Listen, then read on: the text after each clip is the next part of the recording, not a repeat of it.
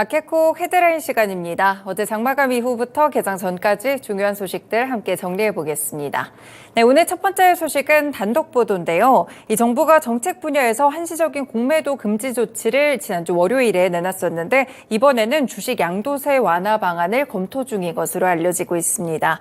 윤석열 대통령은 대선 후보 시절에 큰손 작은 손 가릴 것 없이 주식시장 자체에 자금이 많이 몰리고 활성화돼야 된다면서 주식 양도소득세 폐지를 대선 공약에 이어 국정과제에도 포함시킨 바가 있었는데요.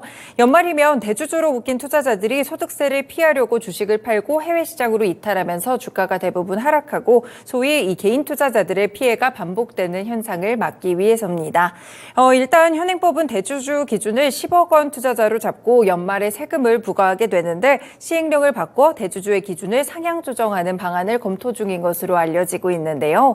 정부가 지난해에도 10억 원 과세지 기준을 100억 원으로 높이는 방안을 추진했지만 최종적으로는 무산된 바가 있습니다. 다만 최근에 이 공매도 금지 결정과 관련돼서 시장이 많이 출렁인 바가 있었기 때문에 이 효과를 좀 살펴보고 시장과 여론 상황을 보면서 주식 양도세 완화 시기를 판단하게 될 전망입니다.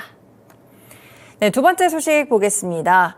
윤석열 대통령 다음 주부터 상당히 많이 해외 일정들이 좀 예정돼 있는데요. 일단 오는 15일부터 3박 4일 일정으로 아시아태평양 경제협력체, 쉽게 APEC이라고 부르죠. APEC 정상회의 참석차 미국 샌프란시스코를 방문하게 됩니다. 취임 이후에는 첫 번째 APEC 회의라고 보시면 될 것 같고요. 이 APEC을 계기로 시진핑 중국 국가주석과 정상회담을 할지 여부는 아직까지 확정되지 않았습니다.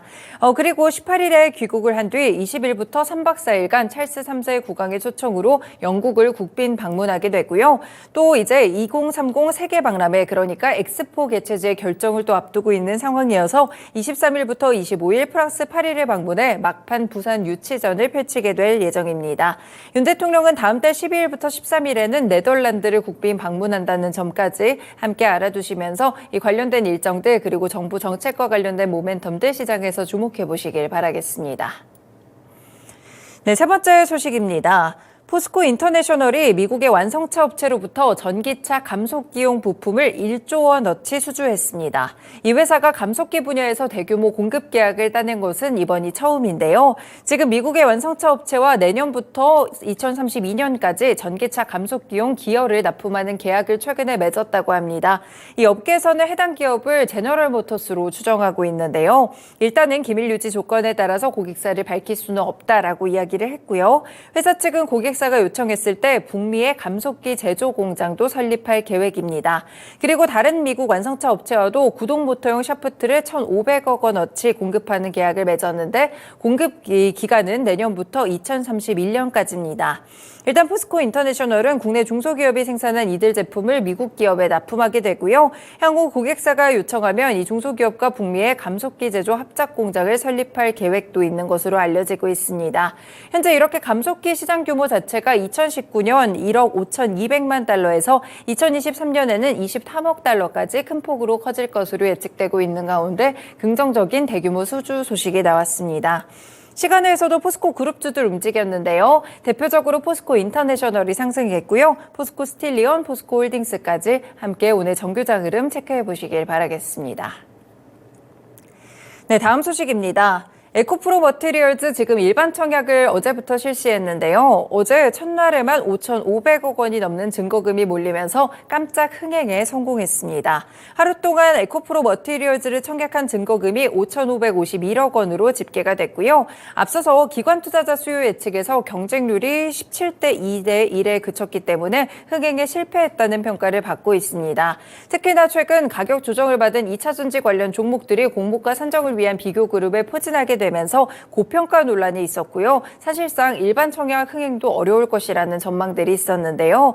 하지만 공모가가 희망밴드 최하단으로 책정되자 오히려 가격이 저렴하다라는 평가가 나왔고 이에 개인 투자자들의 수요가 늘어나 청약 전날 반전 흥행을 기록한 것으로 보입니다.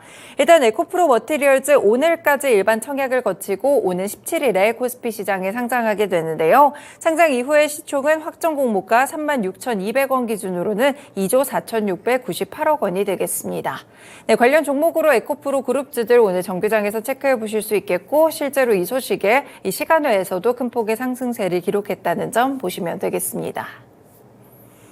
네, 다섯 번째도 단독 보도입니다. 동원그룹이 HMM 인수를 위한 본입찰 마감을 앞두고 스타키스트 CB 발행을 추진하고 있는데요. HMM 인수 전에 필요한 추가 자금을 마련할 것으로 보이고요. 지난달 말에 주요 사모펀드 운용사들에게 이 전환사채 인수를 놓고 관련 실사나 협상을 진행 중인 것으로 전해지고 있습니다. 발행 규모가 정확하게 정해지지는 않았지만 업계에서는 5천억 원에서 6천억 원 정도 물량이 될 것으로 보는데요.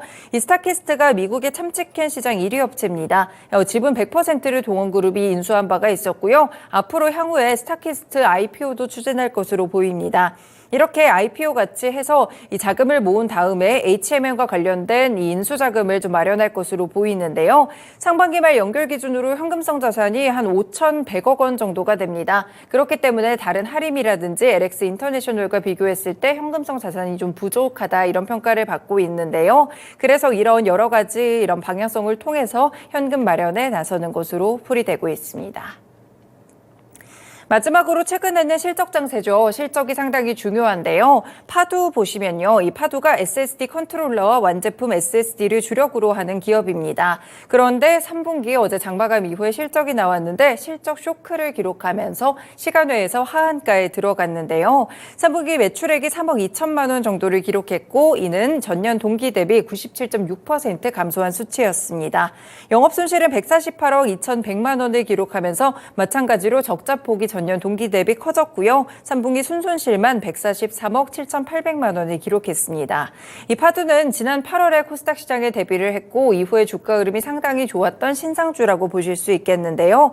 올해 추정 매출이 1,202억 원 정도였고 영업이익과 순이익도 1억 1,100만 원, 15억 9,600만 원이 원래 추정이 됐습니다. 다만 3분기 실적도 좋지 않게 나오면서 이 같은 목표는 조금 달성하기 어려울 것으로 보이고요. 본격적인 성장은 내년에 이뤄질 것으로 보고 있습니다. 네, 오늘 파도 시간에서 흐름이 워낙 안 좋아가지고요. 실적 쇼크 예상하시면서 정규장에 대응하시면 좋을 것 같습니다.